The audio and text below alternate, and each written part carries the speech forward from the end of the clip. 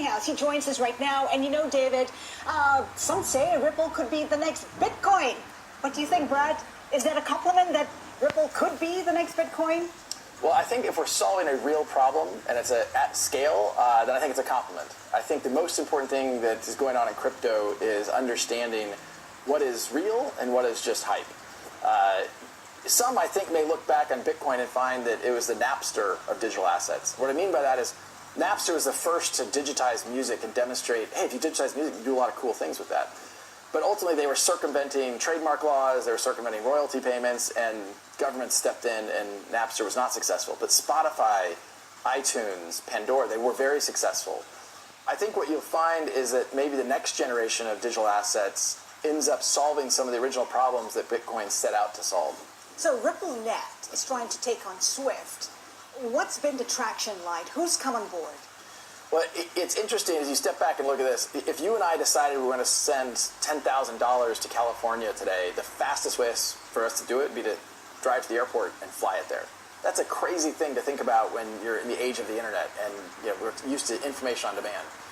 When we think about the customers that have come on board, it's because we're solving that real problem. We're changing the nature of a payment taking days to settle to California to seconds.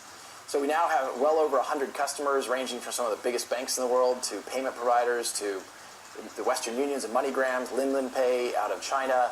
How many banks? It's over 100. I actually don't know the exact number now. Last time we announced it publicly, we said over 100. We'll probably announce the next one when we get to over 200. We're signing up more than a bank a week now. The thing is, it's not the number of banks, it's the volume for sure out there. What kind of volume are you looking at? Well, we've had one that we can talk publicly about. Is we have one corridor run by SEB, which is one of the first or second largest bank in Sweden, has done over $1 billion USD equivalent through one corridor. So while on the global macro scale, we're still just getting started. I think we're on mile one of a marathon, but we've crossed that starting line. If this is real activity in production systems where customers are really benefiting from that. We clearly have a long way to go, and the overall maturity of the digital asset market, I think, has a long way to go. But if we keep going back to let's focus on a real problem and solve a real problem for real customers, I'm really optimistic. You have several products. We talked about the system, RippleNet. You also have a digital token, which is the XRP. How's the XRP doing? Because we saw it surge 1,300%. Right. So XRP actually was the best performing digital asset in 2017. It was up, I think, something like 25,000%.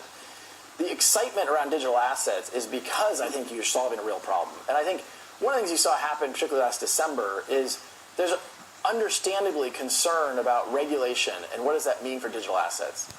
From the get-go, Ripple has worked with regulators, and we have worked with regulated institutions like banks where there isn't regulatory uncertainty. And so we have found that part of the reason why XRP has performed well is because people realize, hey, wait a minute. Back to your question, is XRP the next Bitcoin? If we work with the system to solve this problem, and we can solve that problem at scale, a problem measured in the trillions of dollars, then there's a lot of opportunity to create value in XRP. But how can there be clarity on regulation when different countries are adopting different strategies when it comes to regulation? And the other thing as well is volatility. I mean, why use a cryptocurrency when it's so volatile right now? Yeah, so it's a really important question. I think there's a lot of misinformation out there. I've kind of jokingly suggested that when people talk about regulatory uncertainty, it's often people because they don't like the regulation. They're not actually regulatory uncertainty. If you think about an XRP transaction from one regulated financial institution, a bank or a payment provider, they're doing what's called a KYC check, which references Know Your Customer. There's a global regulatory framework around KYC. That's at both endpoints of an XRP transaction, into and out of. So I think the regulatory certainty actually is much better than people realize. It's just educating banks, regulators about how it actually works. Now, the volatility point is also a good one. XRP has clearly been volatile, as all digital assets have been. The nature of how an XRP transaction works, though, it's 1,000 times faster than Bitcoin. So the volatility risk you're taking around XRP is only for 3 seconds. So the volatility risk ends up being very, very, very, very small because it's so fast. For XRP, you've been looking at banks. If you take a longer-term period, who else are you targeting for XRP? What would make sense? Well, I think any payment provider, we're really trying to solve that cross-border payment transaction. So if you're going, we talked earlier about the US dollar to the Mexican peso. It's one of the corridors we have live with XRP today. You can hold a US dollar, sell that dollar and buy XRP. In 3 seconds, you can move that XRP to Mexico and then sell the XRP and buy the Mexican peso. Whether you're a bank, a payment provider, eventually even corporates can take advantage of a dramatic decrease in cost and a dramatic increase in speed and how those transactions work.